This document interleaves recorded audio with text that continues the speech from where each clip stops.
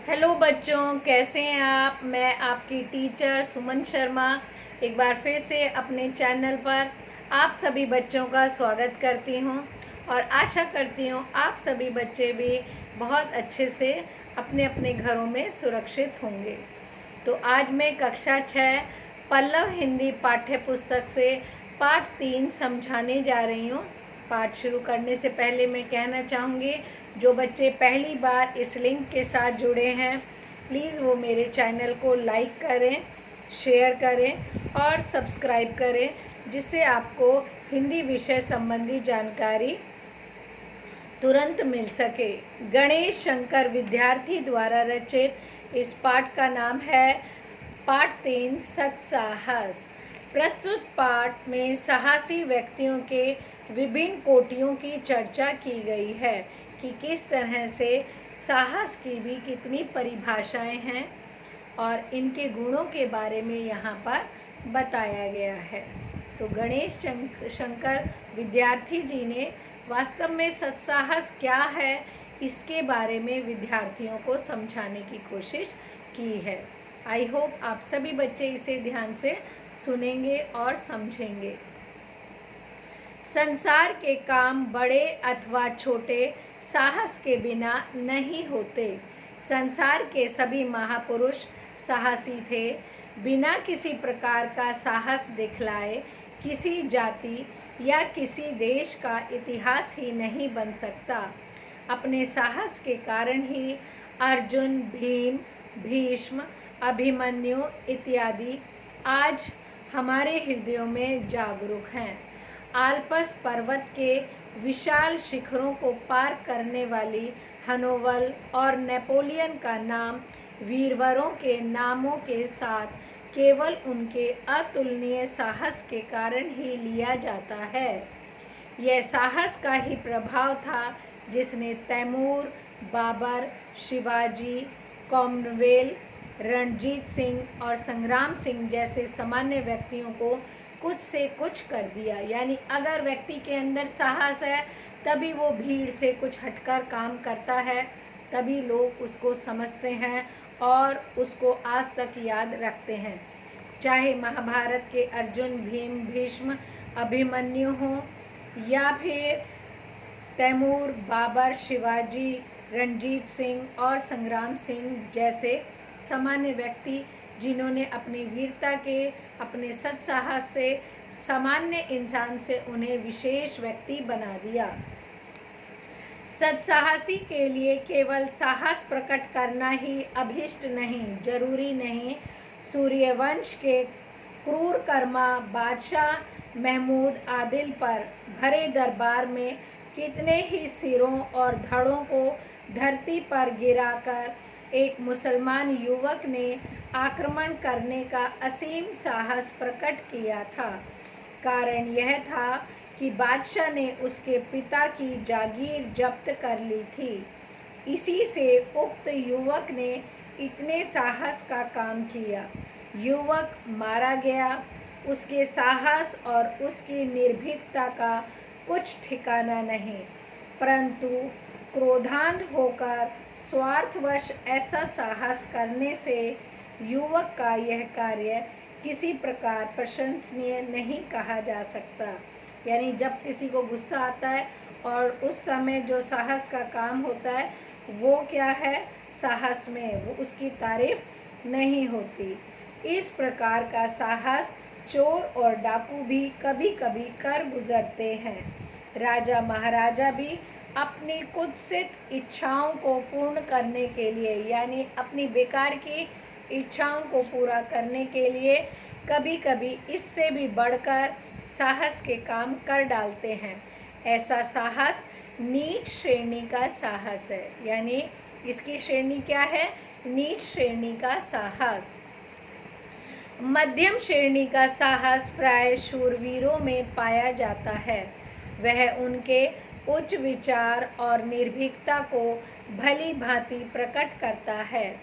इस प्रकार के साहस वाले मनुष्यों में बेपरवाही और स्वार्थहीनता की कमी नहीं होती, परंतु उनमें ज्ञान की कमी अवश्य पाई जाती है। अकबर बादशाह के पास 2 राजपूत नौकरी के लिए आए। अकबर ने उनसे पूछा कि तुम क्या काम करते हो? वे बोले, जहाँ पना करके दिखलाएं या केवल कहकर। बादशाह ने करके दिखलाने की आज्ञा दी। राजपूतों ने घोड़ों पे सवार होकर अपने अपने बर्छे संभाले और अकबर के सामने ही एक दूसरे पर वार करने लगे। थोड़ी ही देर के बाद वे एक दूसरे पर बेतहा टूट पड़े। बादशाह के देखते देखते दोनों घोड़ों से नीचे आ गिरे और मरकर ढठे हो गए। इस प्रकार के साहस को निसंदेह प्रशंसनीय है, परंतु ज्ञान की आभा की कमी के कारण निस्तेज सा प्रतीत होता है। यानी वो इतने शूरवीर थे, इतने साहसी थे, पर ज्ञान के अभाव के कारण क्या हुआ, वो आपस में ही लड़कर कट के मर गए। सर्वोच्च श्रेणी के साहस के लिए हाथ पैर की बलिष्ठता आवश्यक नहीं, धन मान इत्यादि का होना भी आवश्यक नहीं। जिन गुणों का होना आवश्यक है वे हैं हृदय की पवित्रता तथा उदारता और चरित्र की दृढ़ता। ऐसे गुणों की प्रेरणा से उत्पन्न हुआ साहस तब तक पूर्णतः प्रशंसनीय नहीं कहा जा सकता जब तक उसमें एक और गुण सम्मिलित ना हो। इस गुण का नाम है कर्तव्य परायणता। कर्तव्य का विचार प्रत्येक साहसी मनुष्य में होना चाहिए। इस विचार से शून्य होने पर कोई भी मनुष्य, फिर चाहे उसके और विचार कैसे भी उन्मत्त क्यों ना हो, मानव जाति की कुछ भी भलाई नहीं कर सकता। अपने कर्तव्य से अनभिज्ञ मनुष्य कभी भी परोपकार परायण या समाज हित चिंतक नहीं कहा जा सकता। यानी ये नहीं है कि साहस के लिए हाथ पैर का ताकतवर होना जरूरी है। हृदय उदार होना चाहिए, चरित्र में दृढ़ता होनी चाहिए और साथ ही कर्तव्य परायणता का भाव होना चाहिए, जिससे हम औरों की भलाई कर सकें। अगर ये वाला भाव आपके अंदर नहीं है तो आप समाज के शुभ चिंतक नहीं हो सकते। बिना इस विचार के मनुष्य अपने परिवार, अपने शरीर,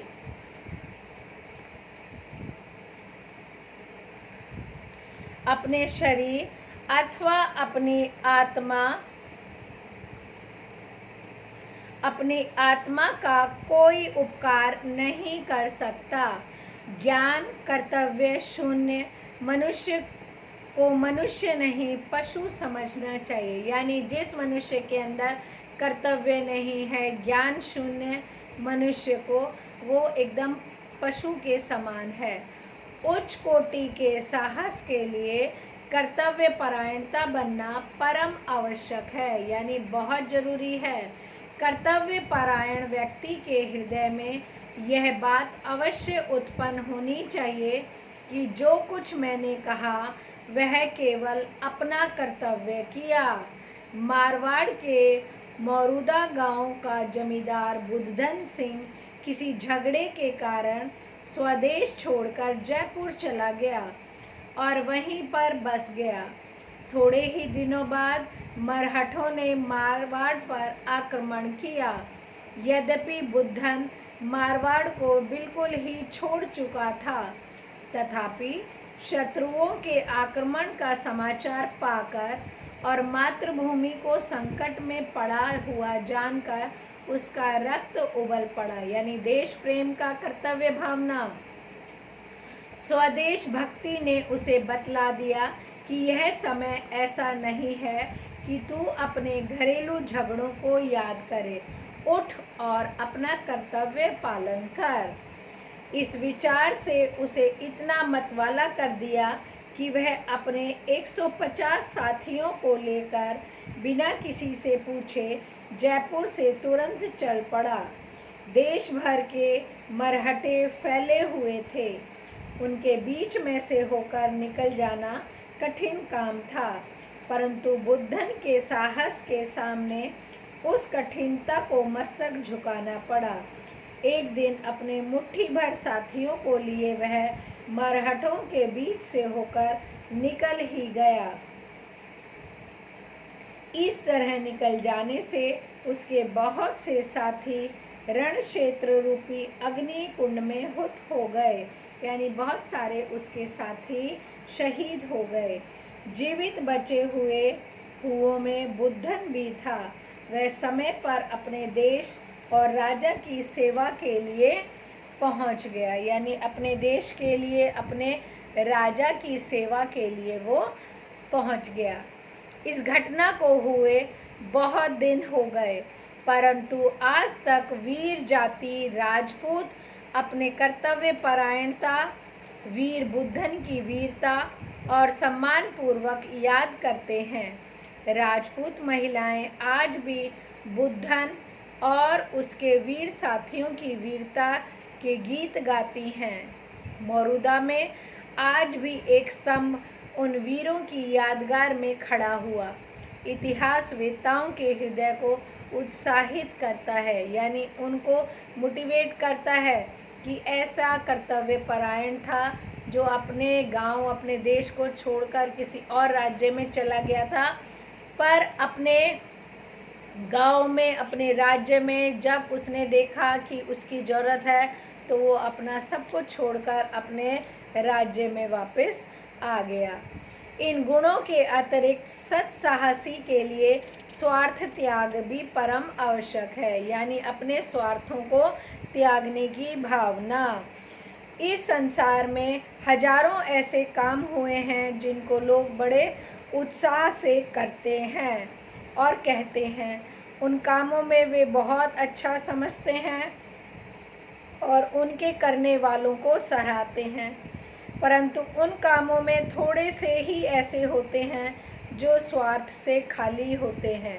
समय पड़ने पर अपनी जान पर खेल जाने अथवा असामान्य साहस प्रकट करने में सदा आत्मोत्सर्ग नहीं होता, क्योंकि बहुधा ऐसा काम करने वाले यश के लोभ से, अपने नाम को कलंकित होने से बचाने के इरादे अथवा लूटपाट के द्वारा धनोपार्जन करने की इच्छा से ऐसे मंदहाद हो जाया करते हैं कि वे अपने मतलब के लिए कठिन से कठिन काम करने में संकोच नहीं करते। यानी अगर उन्हें अपने नाम को बचाना है, उन्हें धन चाहिए, लूटमार, तो वो इस चीज़ से इतने बेसुध हो जाते हैं कि वो कठिन से कठिन काम करने में तैयार हो जाते हैं, पर वहाँ पर उनका स्वार्थ होता है।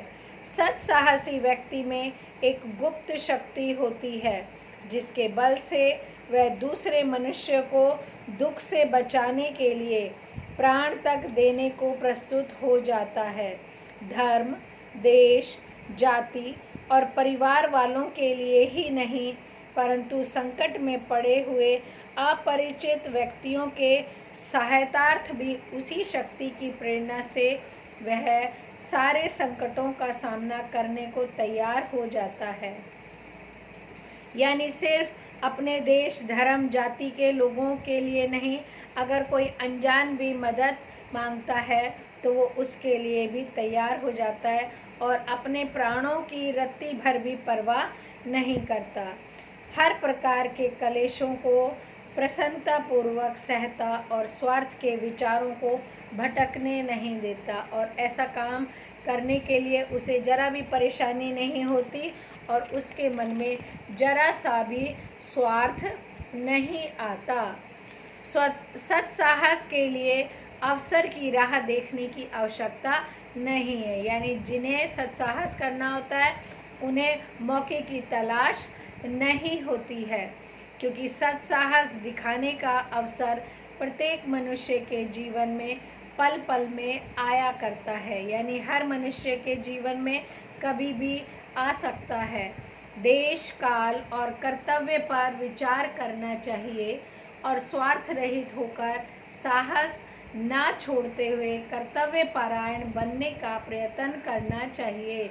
यानी कि हमें अपने देश के लिए, समय के लिए, और कर्तव्य पर ये विचार करना चाहिए और इस देश के लिए स्वार्थ रहित होकर काम करना चाहिए। यही हमारा सबसे बड़ा कर्तव्य है, क्योंकि सबसे बड़ा धर्म क्या है?